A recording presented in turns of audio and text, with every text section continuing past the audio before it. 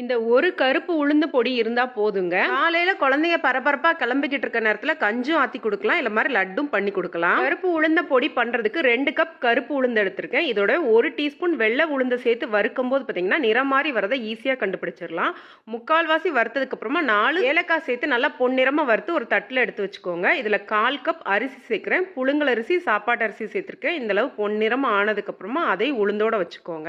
இதோடவே 1/4 cup பாதாம், 3/4 வறுப்பட்டதுக்கு அப்புறமா 1/4 cup முந்திரி பருப்பு சேர்த்து நல்லா வறுத்து எடுத்துக்கோங்க. பாதாமும் முந்திரியும் ஆப்ஷனல் தாங்க. சேர்த்தீங்கன்னா டேஸ்ட் ரொம்ப நல்லா இருக்கும். ஆறுனதுக்கு அப்புறம் நல்லா நைஸா அரைச்சு ரெடி பண்ணி எடுத்துக்கோங்க. பாத்தீங்கன்னா இந்த மாதிரி பாட்டில்ல போட்டு ஸ்டோர் பண்ணி வச்சுக்கிங்கன்னா ரொம்ப நாளைக்கு நல்லா இருக்கும். 1/2 கப் உளுந்த மாவு எடுத்துருக்கிறேன். இதுல 1/2 கப் தண்ணி ஊத்தி நல்லா கரைச்சி எடுத்துக்கோங்க. ஃபர்ஸ்ட் கொஞ்சம் தண்ணி ஊத்தி கரைச்சி எடுத்துட்டு அப்புறமா மீத தண்ணியை ஊத்தி கரைச்சி எடுத்துக்கோங்க. ஒரு பேன்ல 2 கப் தண்ணி சேர்த்திருக்கேன். தண்ணி சூடாய் வரும்போது கரைச்சி வச்சிருக்க மாவை சேர்த்து நல்லா கலந்துகிட்டே இருங்க. இது நல்லா வெந்து வந்ததுக்கு அப்புறமா இதுக்கு தேவையான அளவு கருப்பட்டி சேர்க்கிறேன்.